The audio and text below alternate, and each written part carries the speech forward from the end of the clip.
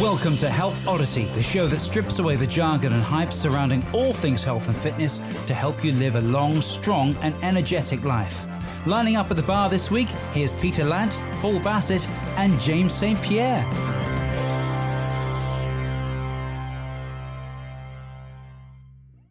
Hello and welcome to episode 153 of the Health Oddity podcast. You're looking funny, Pete. It is 153, isn't it? Yeah, I was just thinking because in podcast land, I was editing today's podcast to go out tomorrow. Not that we recorded about 3 weeks ago. hang on. That's you're right. We are episode 153. Okay, good. And we are joined by a very, very, very, very, very special guest today, who last joined us on episode 100. And we were trying to kind of tally up either to get him on for 150 or the exact 3-year anniversary, which would be 156. But we've gone for 153 because I'm away next week, and we hopefully will have a very special episode, I think, coming up in the next month or so with this guest and Phil Maffetone as well, which we spoke about. And we spoke to Phil 3 weeks ago now, 3 episodes. Which is the one I've just been editing. Okay, cool. So we are joined by, we won't try and eke out the suspense. We are joined by Dan John. How are you doing, Dan? I'm doing really well. Things are good. I mean, I don't know how much depth you want on how things are good, but I got to tell you, I feel like I've caught my first, I'm breathing again for the first time in four years or so. So yeah, I think the dark night of the soul is slowly walking behind me a little bit now. Life is much better. Things are good. Training well, feeling good, marching around. Yay for me. The book, we're talking about the book earlier, it's doing well. Finally, it's starting to get people are starting to, since I don't advertise, it's hard for me to, sell books, I guess. So there's the weakness of my business models, the lack of advertising, the stuff I give away for free. My business model is not very good. Yeah, so there you go. But I am holding it up now. I will say it now. We'll say it again at the end and throughout, I'm sure. The Easy Strength Omnibook, which, as you can see, I think I described it as a weighty tome. And it is a weighty tome. It's a fantastic book. So that's going to be my holiday reading for the next 2 weeks. We'll maybe touch on that as to why, as we go, as to, and it's easystrengthomnibook.com, I believe, if you want to go and download it. I think so, or danjohnuniversity.com/bookstore. I think both get you there. Yeah. So, I mean, I have to say, it doesn't feel like we haven't had you on the show for a year. Because I listen to your podcast every week, I read your emails every week, and I kind of see what you're up to all the time. So it really doesn't feel that way. But it's funny because I do remember last time we had you on, I'd just been to the Giants Live, which I'm wearing a t-shirt here, the Strongman show at the Royal Albert Hall. Yes. And I was just there Saturday, just gone as well. So I was just up in London on Saturday at this time as well, which is great. Which was fantastic to see. We normally do a little catch up with the guys actually before we start. We've gone straight into chat. But Pete, just very quickly, how are you doing at the moment, and how have you been? I'm very well, thanks. And thanks for asking. Thanks for. No, I'm all good. Excited about this because, like I said, it's been a year since we've had Dan the man on, isn't it? So yeah. And we'll talk about this as we go, because both Pete and I have been doing quite a lot, Dan, recently around steps with our members and just being more active and the walking and getting steps up and things. So we'll maybe talk about that as we go. I'll just touch in with Paul because he's sitting in his new studio behind with Baden Powell's house in the background, the tower block. Oh yeah. Yes. How are you doing? Are you all right? I'm all right. Yeah, I'm not bad. I'm just kind of running around. I did sports day today with my son. Oh, okay. So there was a parents' race, but it was a relay. so I didn't really have to. There wasn't too much pressure on me to actually win it. I wasn't. Actually, it turns out I was in the wrong team anyway, so I wasn't even sure what was going on. Okay. Did you see the thing? Peter Crouch had a TV program on. It was during lockdown, I think. So Peter Crouch, Dan, is he was an England football player. So he was a striker. He's tall and he's obviously quite fast. Big, tall. Yeah. He was at his son's sports day, and they had the dad's race, and he didn't win. So the guy won. So they had him. They kept having him on the show as fast dad, and every week him and Peter Crouch had a competition to see who could win whatever it was that they were doing, like throwing things into baskets and stuff like that. It was brilliant. There must be a lot of pressure actually for professional sports people who are parents who go to these schools and then do parents, mums or dad's race or whatever. It's you can imagine like Usain Bolt turning up at his kids' school sports day or something. I went to Jim Jones one time, and it's a famous gym here in Salt Lake, and walked in. The guy said, "Hey, you want to do some overhead squats with 405, 182.5 kilos?" I'm like, "What in the hell is going?" Yeah, you don't just walk around 24 hours, 7 days a week, in optimal, perfect condition, ready to, take on the world. But that's what people think. If you don't mind me riffing on this, I call it snapshots of intensity. And it's destroying the fitness industry. So, you got little, Molly purebred, fitness influencer, and she shows up and she's got all of her tight stuff on. She's got the hair done perfectly. She's all loaded up on all those things that she forgets to mention, Yeah. That is making a kind of, if you're listening and not watching, he's making, it could either be castanets or it could be a syringe, I think. Have you seen the one of the picture with the guy going, "Here's my chicken and here's my broccoli"? Yeah. Oh yeah. So and so they show this workout, or you could come to my gym, watch, and if you take 10 seconds out of my normal training week, you guys would look at me and go, "Okay, I don't know what this guy's doing, but it's got to be illegal." But if you take I don't know, when I train, 6 hours a week or something like that, but you take the other,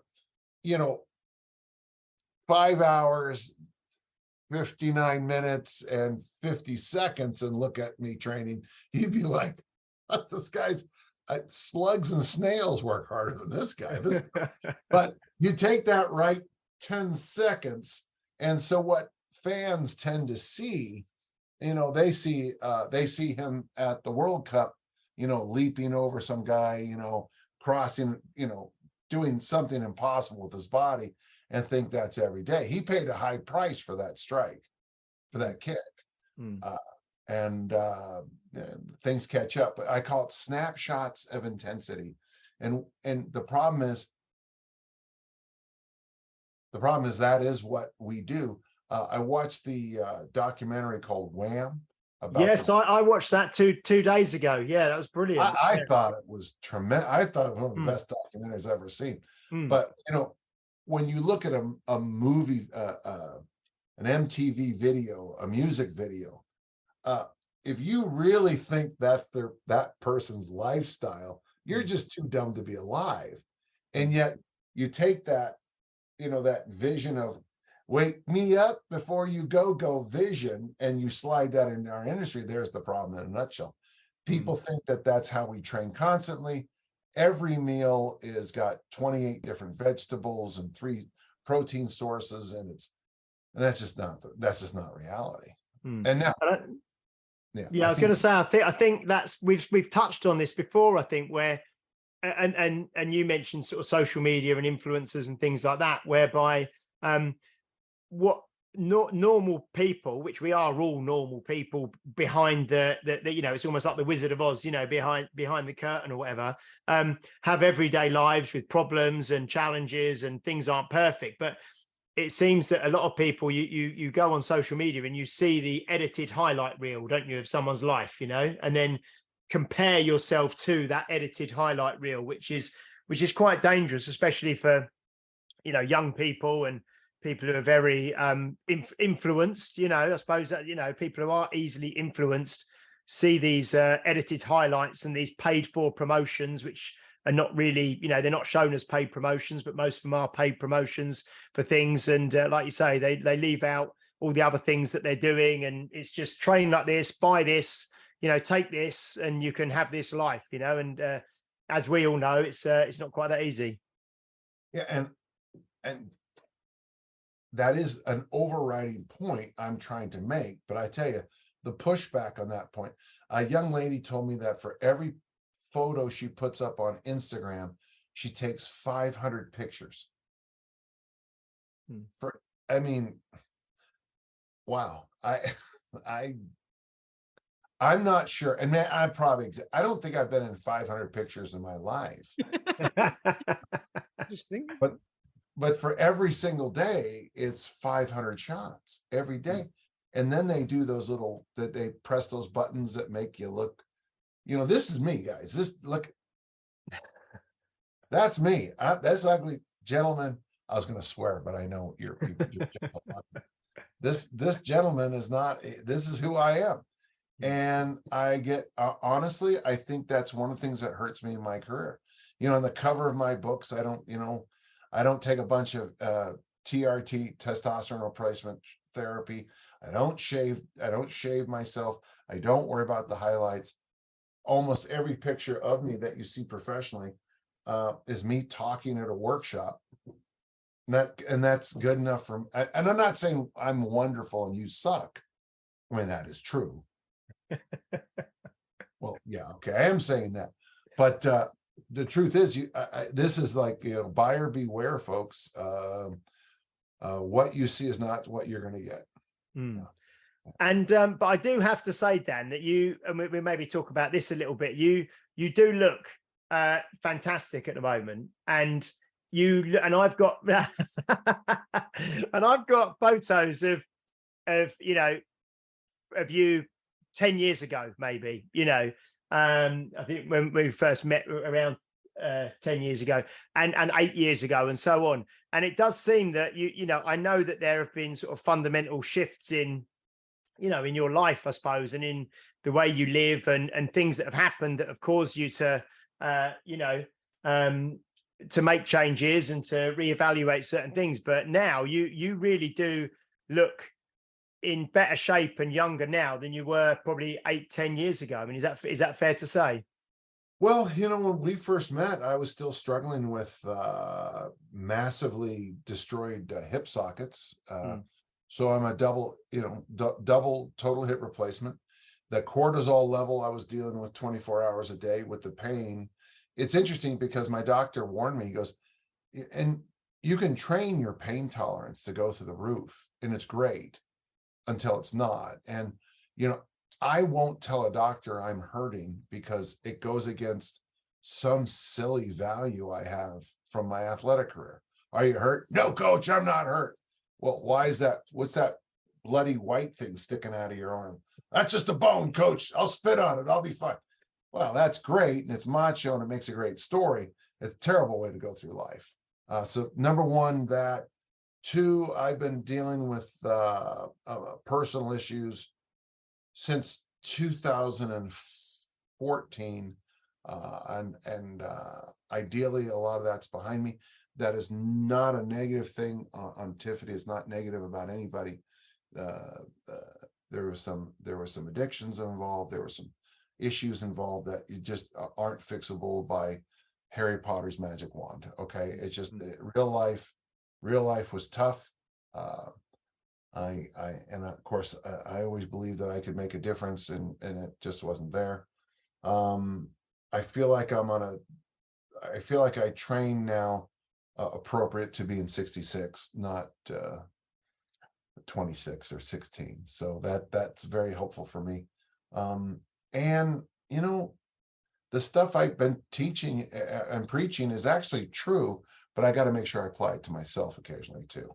The importance of sleep, meditation, eating a lot of, you know, vegetables and all the rest of that stuff I say, it applies to me too, shockingly, not just everybody else. Yeah. But it does seem, because I know you've mentioned, I know obviously as you, and that's what's great, as you kind of learn and as you evolve and as you, I think that's the thing, when I listen to your podcast, you talk so much about your own experience. I think it's it might, I'm sure he didn't say it originally, but like Mark Rifkind and stuff says, experience is the best teacher, and you can't really, if you don't do yourself, you can't really teach. But all the kind of the fermented foods and things like that you have now, the way you talk about like your breakfasts and things, I know that you you maybe drink a lot less alcohol than you used to as well, and the way you so lots of things, kind of your lifestyle, I think now is very different as well, isn't it, in terms of ticking all those boxes. And and again, there's nothing wrong with having a good good game of sploosh, or I think, and having a few beverages. There's nothing wrong with that. There's nothing wrong with sleeping in. There's nothing wrong with eating cake at appropriate times. The issue is all the time versus appropriate times. And there is, I would like to, I'd like to tell people, if you can, if you're dealing with those tough life issues, if someone else's burdens are hurting you, self-care is important too, folks. There's a priest friend of mine always says, get off the cross, we need the nails. And I think that's, I didn't understand that until just probably 2 years ago is when I realized I couldn't, I needed to take care of myself so I could take care of my daughters, I could take care of my people. It's funny, this might fit, but I did a video about this earlier in a group, in a group that I run, and it was about me like 10 years ago. And I thought I had low self-worth 10 years ago, but it turns out I had high self-worth, too high, meaning that all the problems that were happening weren't because of me. It was because of everything else and everyone else in the world who were pissing me off and stuff like that. And it's like, and the video was all about how arrogant is that, to think that the whole world is against you and everything's about you. But then when you make it about yourself, you become, it's almost the opposite. You make it about yourself, you become less arrogant, because actually you realize you're the problem in most of that. And if you can sort yourself out, then you're there for everyone else, right? And you've got more of a chance. So I thought that was really interesting. Yeah, well, I've done way well, and now I have 2 dogs in my room with me. Good. I agree. I applaud that.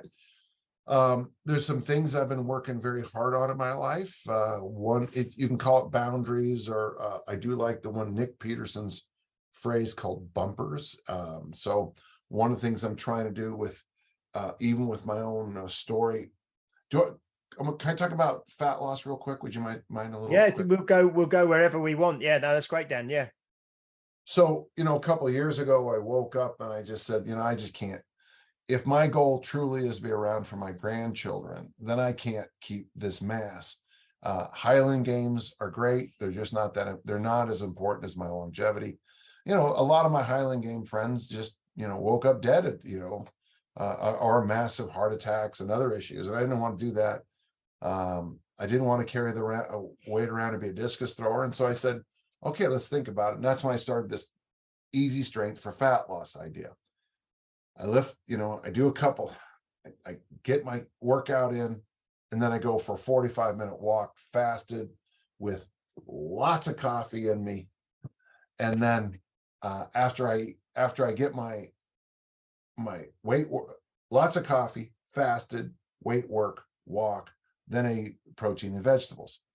And I did it, and I was making great progress. I'll do my best to translate the kilos. I went from basically 115, almost, it seemed like overnight I was down to 105. And then very quickly last year in England, I weighed 99 kilos, and I broke all the American records in the Olympic lifting at that weightlifting meet. Okay. They didn't count because whatever, the way Olympic lifting rules are. So, and then I made a decision. There's nothing wrong with what I'm about to say, but Chris Sugart over at T Nation asked me to test drive the new V diet. And I did that. And yes, my body weight came down harder. 28 days, extremely rigorous dieting. Not rigorous. I mean, it was just a lot easier than the original. I'll tell you, 3 protein shakes a day in a meal, 3 protein shakes in a meal, 3, every day, 3 protein shakes in a meal. And my body weight came down very quickly, 98, 97, 96. And I was so happy. Next thing you know, months later, my weight goes back up. On the scale, my weight goes back up, and it just keeps creeping upward. And it just reminded me that when we're working with body composition, that you pay a high price for quick results. And I have one of my clients, Alex, just talked to me, Bill. He lost 10 kilos in a year. And that's when you tell a typical client, in 52 weeks, you're going to lose 10 kilos, they'll probably walk out the door and go find somebody else. But if you lose 10 kilos in a year, 9 kilos, 8 kilos in a year, statistically and biologically, the chances of that body fat staying off is much higher than if you lose it 10 kilos in 10 days, and that has really, this story I just shared with you has been really helpful in me. Sorry about that. It's been really helpful with me in what I'm trying to do with other people around the planet is, but it's just like, to me, it's just like education. I mean, do you want to sit down with your 5-year-old child and say, here's what you need to learn? No. And then you bring out all the pieces. I've said this 100 times about teaching kids. Could you imagine sitting around with a bunch of 5-year-olds and bringing in all the paperwork they're going to have to fill out to get their, let's say, university degree from age 5 to age 25? It would be box after box after box after box, filling up an entire room, now. And if you said, you just got to do that, I mean, that kid would just start crying, and there's no, I don't think there'd be a kid who'd say, here, hand me that first box. I'll start filling it out right now. No, it would overwhelm you. And I think that way when it comes to fat loss, we overwhelm people. And the truth is, day in, day out, Brothers Karamazov's great line, bit by bit, over time, intelligent changes over time, every day, daily habits, repeatable, reasonable, doable. That's the secret to long-term fat loss success. It's also the secret to elite athletic performance. It's a secret to relationships. It's a secret to writing books. It's the secret that is no secret. But you can't sell that. Yeah. Oh, no kidding. I know. No, my business model sucks. Not only do I not advertise and I give away everything for free, but then when I tell you when I repeat that to you, you look at me, Peter, and you're like, yeah, well, I'm not going to do that because James has a program where I can lose 10 kilos in a day. Well, what is it? Exactly. You chop your leg off. Oh, okay. It's interesting because we were just talking before we came on, but we mentioned it and we'll talk about it now. That those simple habits, sustainable, consistently over the long haul. When we've had James Brees, obviously, who you know from Strength Matters as well, who he's got this WWS, walk, water, sleep, and so walk a minimum of 7,000 steps a day. Water a minimum of 7 glasses of water a day, and sleep 7 hours sleep a night, and he tries to get people just these basic 3 things to begin with. And Pete and I have been doing, well, Pete is set himself this 6 million step challenge for the year. And just with my members, we're just trying to keep people they choose either to do 7,000 steps a day, 10,000 steps a day, or 13,000 steps a day. And we just, every night, we just kind of share at the end of the day, we just take a photo of the thing on the phone and just put it in the group. Wow. And say, that's that. And then we say, you calling it a day here, I'm 2,000 under, or I'm 3,000 over today. And we kind of average it out over the week as like a rolling average. And it's like you say, those things, they don't really, people want something more complicated, don't they? Or want something more. I just want to say about James. I mean, I've got a better program. It's 8,000 miles, 8 glasses of water. I don't want to make a big deal about it. 8 hours sleep a night. Yeah. Yeah. And then you've got better. just over 10% better results. Oh, it's much better. I mean, it's one better across the board. Yeah. Because I think what he said was, though, because I know it came from, because people in Europe walk a lot more than people in North America. Oh, we pay a high price for it now, though. Yeah, in general, in terms of steps. And I know that he'd said that, but people in America are generally like stronger and better at strength training and all the rest of it. But so he said that in England or in Europe, I think the average was about 8,000 or 9,000 steps a day, and in the US it's more like 3,000 to 4,000 steps a day on average, maybe lower. Yeah. So that's why he went for this 7, because it has to be, because everyone's got this 10,000 steps a day, which was a figure that was plucked out of the air from someone to self-hypnosis, I think. 10,000 hour rule, 8 glasses of water a day. Yeah, it's just an arbitrary number. Yeah. All good. But no. Oh, the 220 minus heart rate thing. Yeah. Literally just made up. The guy who invented universal weight equipment just made it up so they could put the chart on the thing. Yeah, it's just an invented number. Yeah. So so those numbers, although they're not optimal, I suppose they're giving someone something to strive for that is realistic and achievable initially, which is interesting. And that just made me think, actually, in your recent your Wandering Weights, your email, where you talked about, and I can't remember, is it Chip Conrad?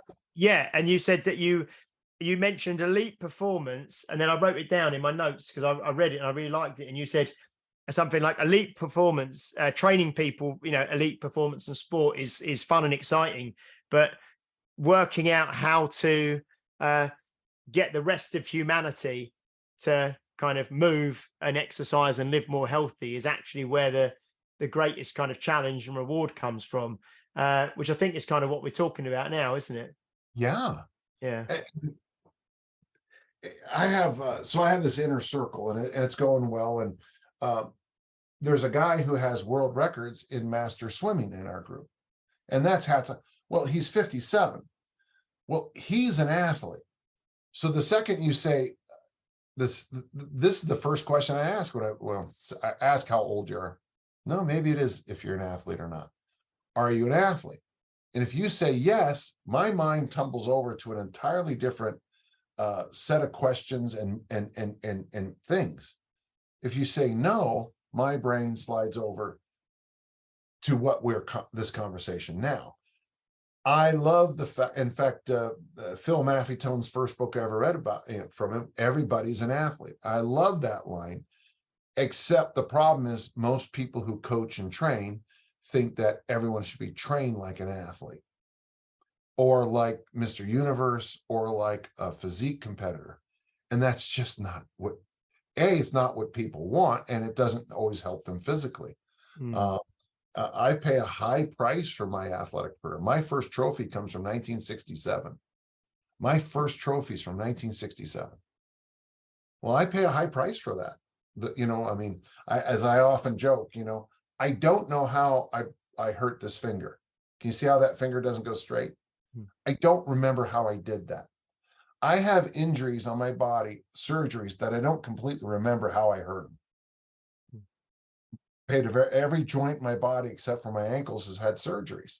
Now you can say I was an idiot, and I'm fine with that, but that's not how I want. If a young woman who's 45 comes up and says, "I want to lose a few kilos," I'm not going to put them through the grinder.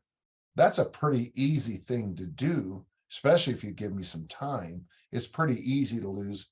I don't know, if someone wants to lose 3 kilos in a year. I mean, I think, the Dan John WWW, 8,000 steps, 8 glasses of water, and 8 hours of sleep is all you'll need to do.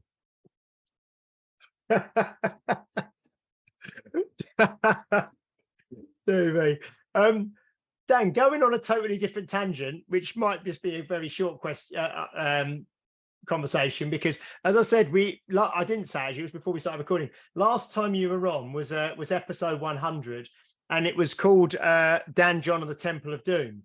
And I know in your email you mentioned Indiana Jones and you mentioned the Temple of Doom. I just want to ask, have you watched the new one yet?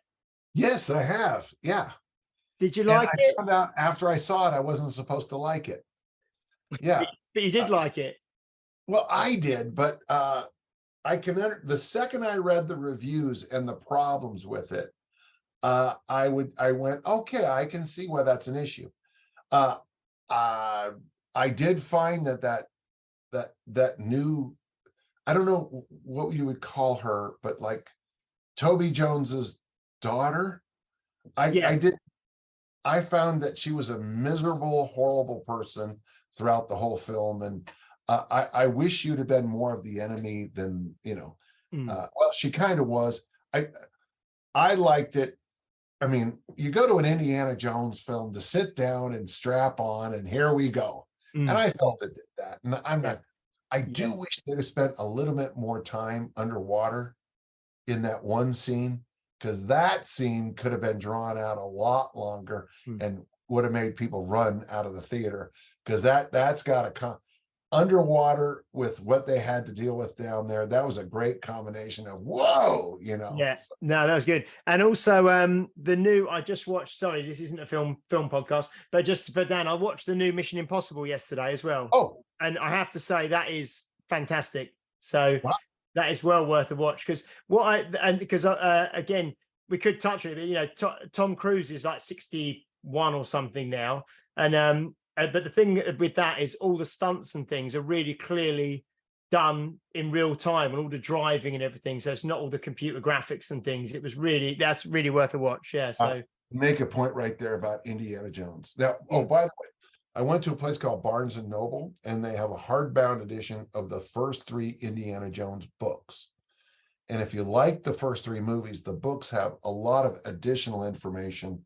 The books, the actual narratives, that really fill out all the characters. And I love reading books based on movies. I really,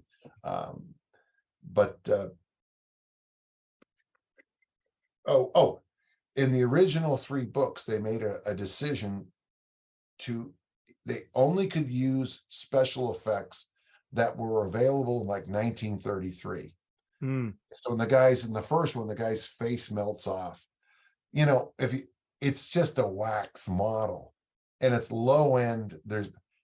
In the 4th movie, they broke the rules because there's all that especially that monkeys. They're so obvious.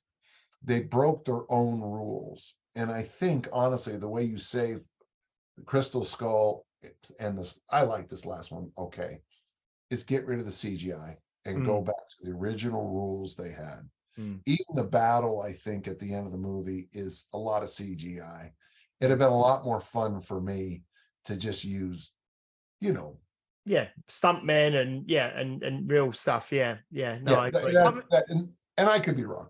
With all of that face melting scene in Raiders of the Lost Ark, I was going to talk about this when we talked to Alex the other week, because we were talking about this, weren't we? And I didn't watch that until I was about 20 years old, because I was 5 or 6 when Raiders of the Lost Ark came out, and I remember I was at my grand's house one Christmas and it was on telly.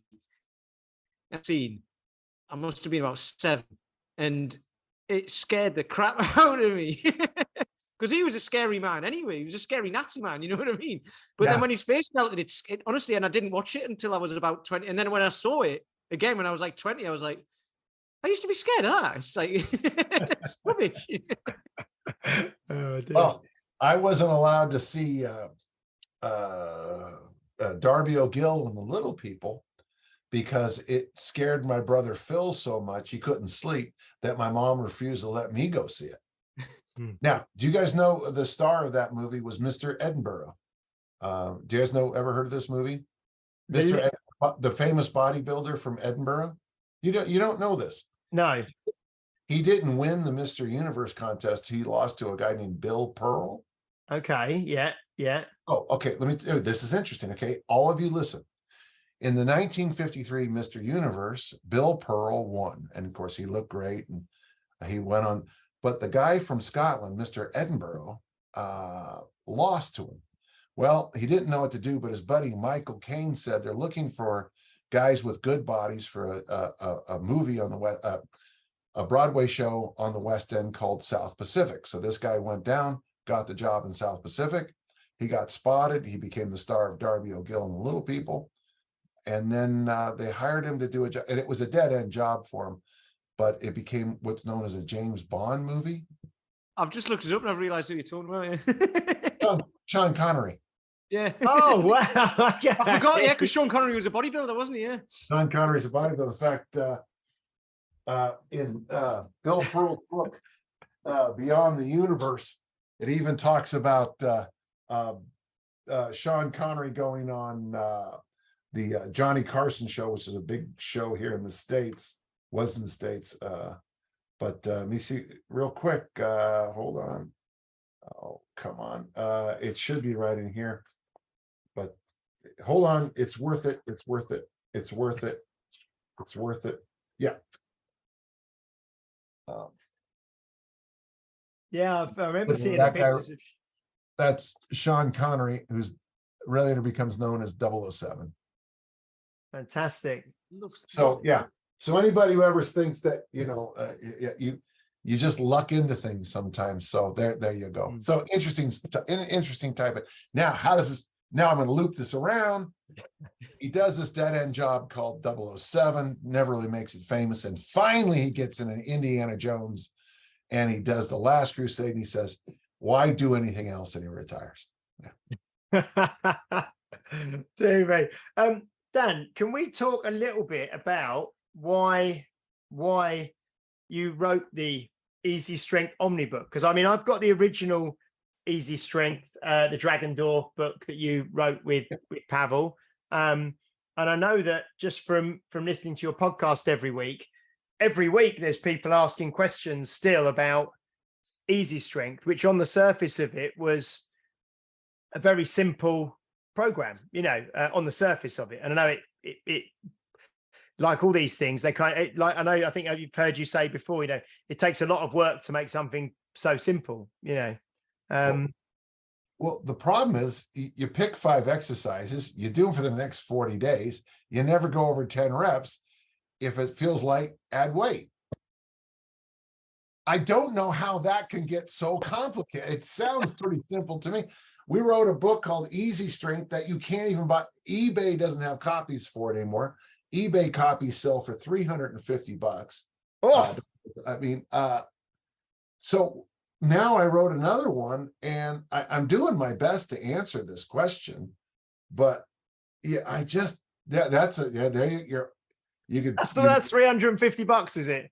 Yeah, you can buy a Fiat for that. And what if it's even signed by the author? Get out! Really? Wow. that looks like me signing something. Yeah, That is. So, Okay.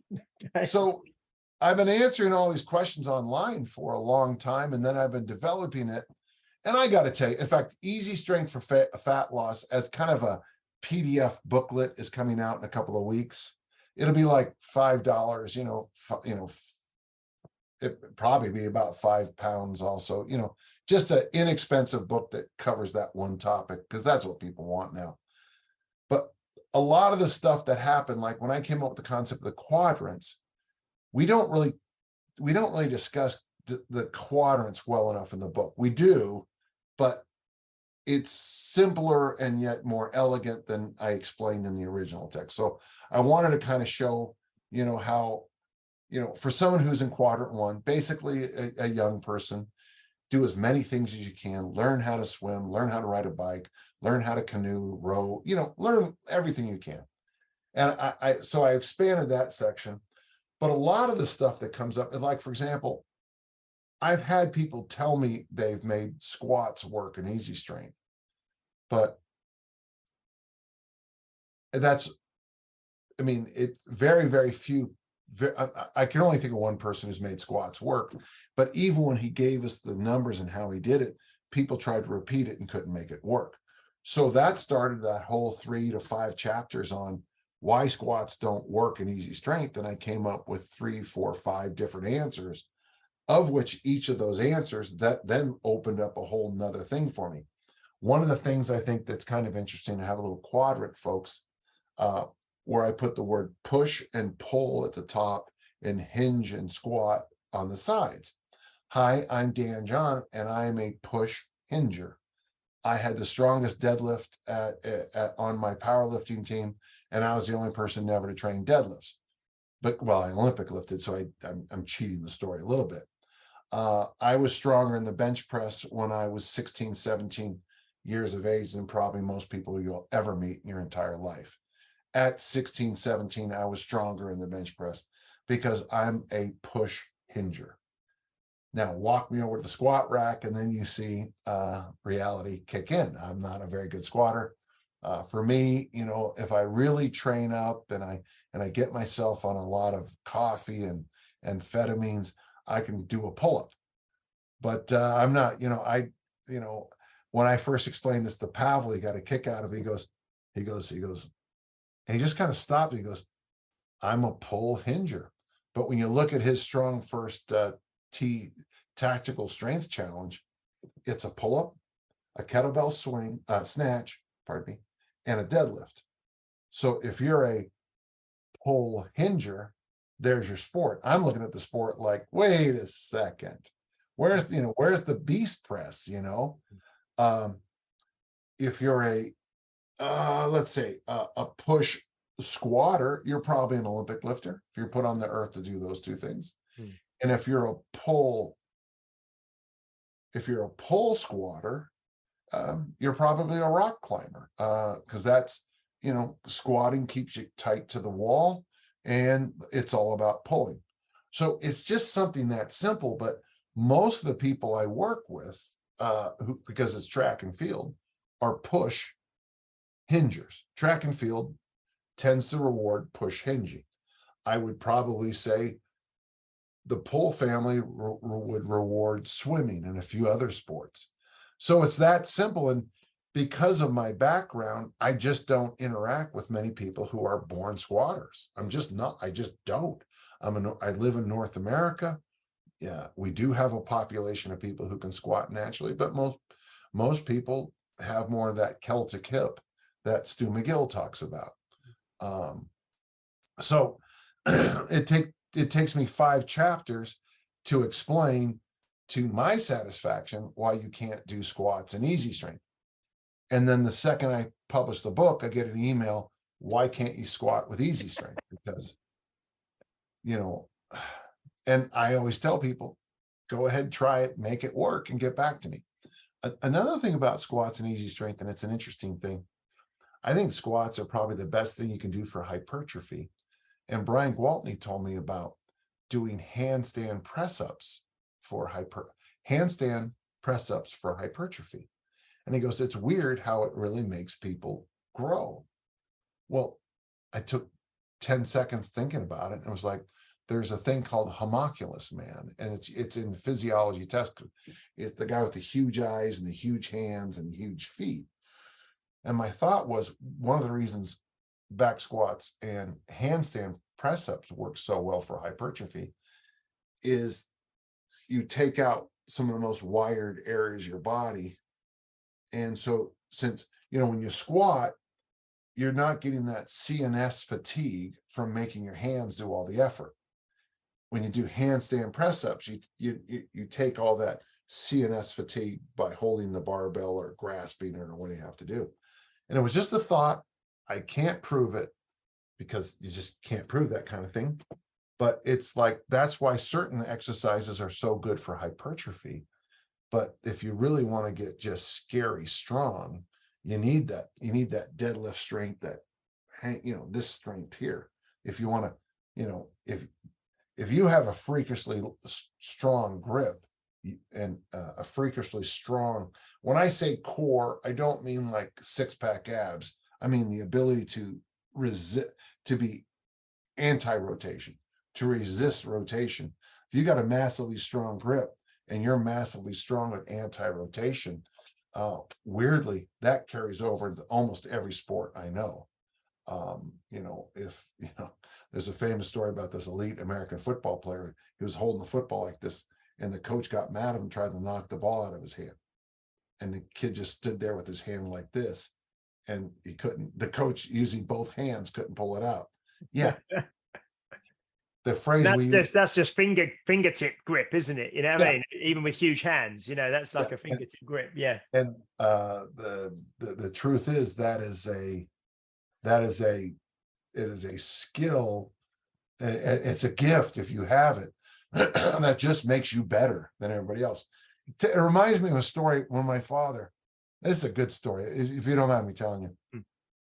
So when I was young, soccer, football became popular where I live. And so my dad went to the store and bought one. And, neither of us understood the sport. And so, we tried the different things. That I tried to dribble it. I wasn't very good. My dad wasn't very good. And I tried kicking it and we weren't very good. And my neighbor came over and helped us out. It was a good man. And he put air in the ball, and it really made the game a lot easier. Okay, that was a joke. Okay. And my dogs are sharing their gas with me down here, huh? Good thing. We had 2 weeks ago, we had Becca Robertson, who's like the current UK strongest woman, and she was world's strongest woman. And it was really interesting when we normally, when we speak to someone, sometimes we'll say, well, what's next? What's your goal? What would you, what is it you're working on? And we laughed, didn't we, Pete? She said, I want to be the strongest woman who's ever lived. And then we kind of had this conversation with her around what that meant, and how she wants to win, or she's going to win the world's strongest woman 5 times, because the most anyone's ever won it is 3, and she wants to win it 5 and win like the Arnold strong woman, and the Europeans and the rest of it. And you're saying about grip, because I don't know how familiar you are with those captains of Crush. Sure, yeah, the grippers, yeah. So I just said to her, like, oh, what? Because she's like holds lots of grip records as well, around grip and axle bar deadlifting and stuff like that. And she's a huge lady as well. And she's closed the number 2.5 and the number 3, captains of Crush. And so you're saying about grip strength, and we've just been, I've just been to the Giants Live, the Strongman Classic at the Royal Albert Hall, which was won by an American, Evan Singleton. They called him T-Rex. He won it. And then Tom Stoltman from Scotland came second. And Mitch Hooper, who's the current world's strongest man from Canada, came third. So it was great seeing all of them. But the grip you see on those, because they're huge men and huge people anyway, the hands are huge. But it made me think, you said about this payoff and this, because a lot of these people there, some of them were 180 kilos, 160 kilos in weight. And people like that don't tend to live till they're like 80 or 90, do they? No. In a word. I've trained some. So here in the western part of the United States, we have a large Polynesian population. And so I've mentioned this on the show before. I mean, I had a 15-year-old boy bench press 175 kilos. Wow. But his wrist, okay, so I've got these delicate, lovely, honestly, these are royal wrists. They're made for that, okay? His wrists were probably, I would say, upwards, almost double the size of my wrists. And you can't train that. You can't train massive wrist size. You can't train in the same way you can't train sorry, that's my daughter calling. You can't train the bottom position of a squat, like the great test the Bulgarians used when they were elite. They took every 14-year-old or whatever, and they just put their hands on their shoulders and put them in the bottom position. And then the other test was a standing long jump. That's it. If you naturally could drop into that bottom position, you naturally had you had that big standing long jump, then they progress with you. In the same way, when you walk into a room, probably one person out of 10,000 could be a strong man, honestly, right? In the same way that only one person out of millions probably can be an elite bodybuilder. I mean, Steve Reeves and Lee Haney. You guys, I don't know if Lee Haney. Yeah. Lee Haney's waistline was that big when he weighed 130 kilos. You can't coach that. Steve Reeves' waistline never got big. They were both like this. And then I remember Dick Nottmeyer explained this to me. All you do is you take your arm and you go this way. And you see that big gap I have? Yeah. I have a 3 or almost 4 finger gap, which is great if you want to throw things far, but it's terrible if you want to be a bodybuilder. So I'm wired and kind of built to throw things, but I'm not wired to stand up on a stage and do that. And so it comes down, you can say a sentence like, I want to be the 12-time world's strongest man. But if your wrists are like my wrists, and you're not comfortable walking around at 165 kilos, it's not going to happen. Yeah. In the I same think way, that's, so I was going to say they had Bill Kazmaier was there, who was like, I think 3 times world's strongest man from America in the 80s and 90s maybe. And Magnus von Magnusson was there, who was 4 times world's strongest man from Iceland. But they're actually looking pretty good being older now. They're probably both around the 60 mark. But I think because, like you say, when they've got older, they've consciously, they're a lot smaller, they've shrunk down, they kind of look fit, they look healthy, but they've kind of let go of all of that mass, because I think that's kind of what you were saying. Have you seen the Dorian Yates videos? Yes. Documentary? Yeah. I mean, it's interesting, he does smoke a little bit of herbal relaxants, but when you hear him talk, the number of bodybuilders years ago, there was a magazine that used to have a thing called Deadpool, where you guessed what bodybuilder was going to die in the upcoming year. They got rid of it for some reason. I wonder why. But when you watch that documentary with Dorian Yates, it is interesting because you hear that idea of longevity showing up a little bit more. He talks much more about health. One of the things that hurts a lot of the guys I know, there's a picture someone shared with the other day. It's me with Brian Oldfield, shot put world record holder, John Powell, discus world record holder, Yuri Sadiq, hammer current world record holder still, and me in a picture like this. I'm the only one that's still alive. And in that picture, and it's not that long ago, John died last August. But one of the things, and I was good friends with all of them, but one of the things, it didn't matter if we said, I'm drinking 2 cups of coffee. Brian Oldfield's first comment would be, I'm drinking 5 cups of coffee. And that is something that you have to turn off. And that is very difficult. One of the hardest lessons for young bodybuilders to learn is that most bodybuilders don't look like contest shape most of the time. They soften up, they harden up, they soften up. And you got to make a conscious choice to no longer do all those extra supplements that you have to take to be an elite bodybuilder. And you have to agree not to be the most cut, biggest bicep person in the room. And that is a tough choice to make. I've got a... No, go on, Paul, because you haven't said... Yeah, I was about to say, there's that, well, we can talk about that, and there's this, the guy, the YouTube star, Joe Aesthetics, or whatever he went by. Do you know him? Joe Linda. I think no one can hear me, can they? It's all right. Doesn't matter. No, I can hear you. I think Paul was just asking about, there's a guy, Joe Aesthetic, or what did you say his name was, Pete?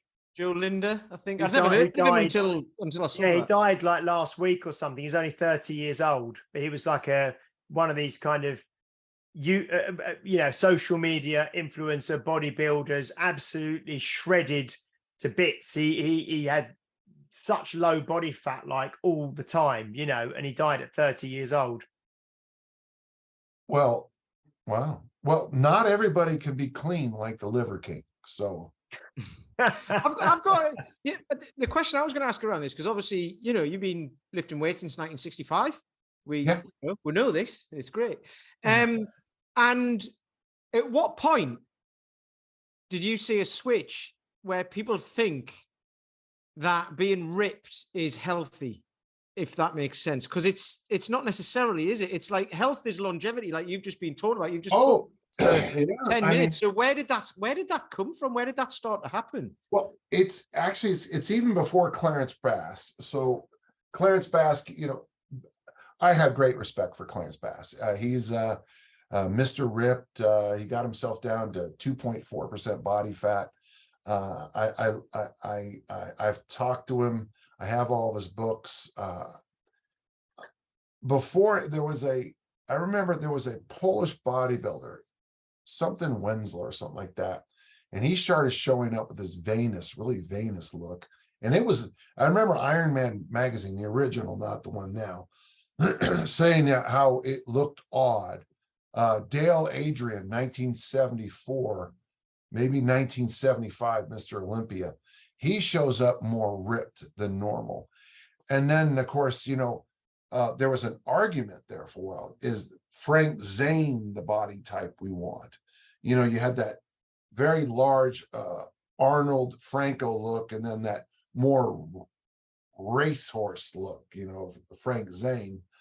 But when the Mass Monster showed up in the 80s, 90s, I quit following it. But ripped, the idea of ripped was probably the only other direction they could go, because you would kind of feel you're not going to get much bigger than Lou Ferrigno was in 76, 77. You just can't. And then even like the Lee Haney body type, where the DNA was just his, you know, he was born to be just better, you know, for that sport. But the massively ripped thing, that's moreish modern. That's more modern than you think. Problem you have with having me on your podcast, modern to me is the past 40 years. So that's not a good reference point. You see, for me, because I look at like in the last 20 years, and even like Hugh Jackman in the first, I've said this loads, in the first X-Men film, you know, he'd be skinny fat now, wouldn't he? In that, he'd probably be described as that, because he's not ripped. He looks like me, to be honest. Well, and then when you go and do the later ones, that's when there's kind of pressure on to be the Marvel ripped superhero sort of thing. So even in the last 20 years, it's changed. Well, you look at that scene in Green Lantern when Ryan Reynolds gets that new body. You know, I don't know how they did that, or how long he was. I'm sure that was a one-off take, and that he paid a high price for that. Well, we know that Tom Hanks, you know, he has claimed that he became diabetic doing the movie Castaway, having his body go from huge to ripped. And of course, that 6-month period. And I guess fortunately he got sick during it, which helped him lose even more weight and all that. But that whole thing, I agree. And, you know, you see that famous, it's in Arnold's new documentary, which I don't think is very good. I don't think a person should have their own documentary. And it's pretty obvious to me that, you know, it seems like I wouldn't be surprised if he produced it. He got the last word on every conversation there. But, you know, he talks about Linda Hamilton being so ripped. Is it Terminator 2? Terminator 2, yeah. And and everyone's talking about her biceps and everything. And I guess they did on the set. But, you know, if you see Linda Hamilton today, I think you pay a high price for making those decisions long term. Whether it's something as simple as diabetes, which is a terrible disease, but manageable compared to other things. You know, death is not uncommon because of ripped. Being ripped is a big challenge on the human body. Love or hate some of the paleo people, but one thing I do like about them is and Josh Hillis is very clear about this. If a woman's 19% body fat, she probably looks as good as you want, as women want to be and as men want to see. Women should be 19 to 30% body fat. Well, if a 30% body fat woman, by the way, and I think that's a great look on women, but who gives a crap about what a 66-year-old codger in Murray, Utah thinks. Yeah. And for men, once you get down below 15, 14%, you're starting to impact your athletic ability. Mm. Now, there are mutants, there are American athletes who are naturally at 11%, but they often have other issues too long term. Mm. So yeah. But that you've circled, Paul circled the issue in the whole field. In the field, people, I mean, I can guarantee this guy who just died had more followers than I did. Mm. Was he the guy who was just always like, he'd put on a hard hat and take pictures of him working and stuff like that? Was that guy? Oh no, that's his name's like Anatoly, I think. Is that the guy who pretends to be a janitor and stuff like that? Is that the one you're talking about? Yeah. I mean, yes. And that's a different style of what people. Let's just say that's not a look I like, but there are people who like that look, and I'm judgment free. Mm. So what happens is that a normal person looks at those guys and says, "What a freak show!" And then the show, my 900-pound life, shows up. Normal people look at that and say, "What a freak show!" And then we go to a 25-year-old personal trainer. By the way, if you're 22 to 34. Which dominates the fitness industry, you'd better be in good shape because God damn it, you're 24. What the hell, man? When I was 24, 25, I was in the Middle East doing my thing and looking good, wearing my Indiana Dan hat on the Nile, looking good, picking up hotties, and yeah, you better look good. When you look good at 66, call me, because that's a lot bigger challenge. Yeah. So a normal population thinks everything we do is idiotic. Let me just say that. Only 1 in 20 Americans exercise. Okay. So obviously the fitness industry has basically turned off 95% of the population. Trying to get elected with 5% of the vote is going to be really difficult. Unless the next day everyone Googles what Brexit means. Oh, sorry. No, that's a big thing, because John Goodman talks about that a lot, doesn't he? It's like how it seems now that if you just want to live a healthy lifestyle, eat well, exercise a bit, you've gone to the extremes. You're an extreme person because you're not sitting around watching telly and not doing anything, and eating potato chips or whatever. And it's like, okay, what's wrong with that? L. Frank Baum wrote a series of books. The Wizard of Oz was a political satire, but the other 13 books were money grabs. And in one of them, it says, ordinary people are leaves on trees. They die and they fall off. I only like the extraordinary ones. And I always thought that was such a great line. But I tell my people in my inner circle, I tell my athletes, you are by definition are elite. You're in the top 5%. You are elite. It's not a high bar to make. To be elite is not that high of a bar. My 3 W's idea, which is 9,000 steps a day, 9 glasses of water, and 9 hours of sleep, will do more for you than all the other nonsense combined. Yeah. Dan, we will start to wrap up. It's been so good to speak to you again after a whole year away. I can't believe it. Yeah. No, it's been great. If people, I'm sure everybody knows who you are now and follows you already. No, they don't. They don't. No, they don't. They don't. No.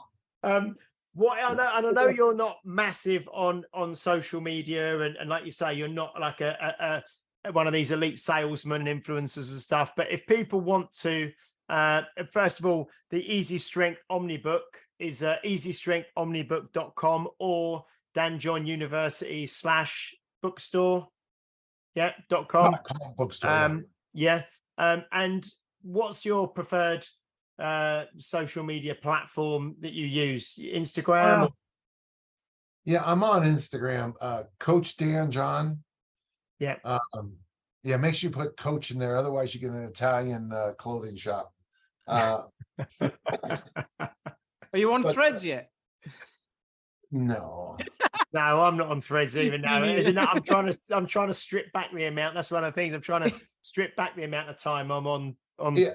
the computer and phone and all the rest of it. Yeah. So another thing I'm doing, if you don't mind, Yeah. I get paid a lot of money to judge people, so I'm not going to do it for free anymore. So when I go online and I see something stupid, I say, "This too shall pass," and I just keep going on. I'll get these texts. I don't know if you saw, I have a wonderful Instagram. I checked that. I have a great YouTube video this week. He's a young British man. His name is Liam Riedel, and he's in a wheelchair, and he trains wheelchair Olympians. And it's a conversation we have about doing loaded carries. So some jackass from Australia last week said loaded carries have no value. And I could go on and comment about the way the guy looks, but I'm just going to hold it in. But here I have a wheelchair coach, a Paralympic coach, an athlete talking about how he uses loaded carries to change lives. And I got this other clown saying that loaded carries have no value. I'm going to focus on someone like Liam, who's making a difference in people's lives, versus somebody who's just trying to get more clicks on his Instagram. So I'm trying my best not to I'm not going to judge. I'm trying my best not to judge anymore for free. Yeah. Put it this way, there's a lot of people with big thumbs out there, isn't there? Yeah. Oh, From a lot of that. And they're like, oh, my thumbs are really strong. So on Instagram, Coach Dan John, and then I have a place called danjohnuniversity.com, and you get a free membership for 2 weeks. And there's a thing called the workout generator, and there's thousands and thousands of pages of free books and downloads and articles, and just, I like writing, so there's a bunch of stuff, but a whole bunch of other people have donated stuff. We got Tim Anderson's Pressing Reset. We got a bunch of stuff from Pat Flynn. It's just, and a lot of people just send me stuff, and we just load it up there. Because if you're an emergency responder, we got stuff up there from this is what worked for me stuff, and I'm very proud of it. I'm on YouTube, but I don't know what my thing is called. If you just type in Dan John, I'm sure you'll find it on YouTube. And I think I have 200 and probably, by the time this comes out, 205 to 10 episodes of my podcast. I do my best, folks. I like answering questions. I like talking about this stuff, but I'm not really great on the crap that goes along with it. Like, I don't multi-cut. There's no, I don't. You mean you haven't got 4 cameras from different angles recording yourself? And no, okay. And I take fitness really seriously, but I'm not a big fan of the nonsense, and you guys know me in real life, right? I mean, know the way I am, right? Yeah. So you get what you get with me, and I just see myself slowly becoming even more older and grumpier. So there you go. That's my goal, is to become a grumpy old bastard. So. Well, you've just said 2 things you've said there. Hopefully, I think we're going to have Pat Flynn on the podcast soon, because we had. You can do better than Pat. Jeez, come on.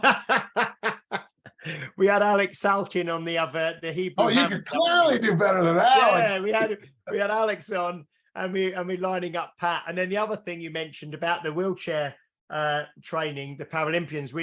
Pete and I are both assisting at the Britain's disabled strongman event in August, and hopefully we'll get Gary back on again. Pete, we'll have to get him on to. We'll have to hurry up, because it's like. Oh, we will. It's It'll be the next episode. It's the last weekend in August. Yeah, we'll get Gary back on, because we've got the Britain's strongest disabled man and disabled woman contest coming up that we're both going to be at. So that'll be great. Dan, thank you so much again for joining us. It's been as always an absolute pleasure. I think we better wrap there, Pete and Paul. You don't have any final thoughts, do you? No, if you have, keep them to yourselves. Okay. Please do like, share, subscribe, leave a review if you're watching or listening on a platform that allows you to do so. Like I say, we will be back soon. We've got Pat Flynn coming up. We'll have Gary back on again. We'll have lots of other guests coming in the next few weeks. I'm away for 2 weeks, but I'm not sure how we're going to cut this together. We've got lots of episodes lined up, so there will be an episode next week, episode 154. And until then, goodbye. I thought you'd frozen there. You've been listening to Health Odyssey with Peter Lant, Paul Bassett, and James St. Pierre. To get your regular fix of hype-free health, you can subscribe and leave a review wherever you get your favorite podcasts. You can find out more on today's and other topics at healthodyssey.com or find us on Facebook or Instagram by searching for Health Odyssey.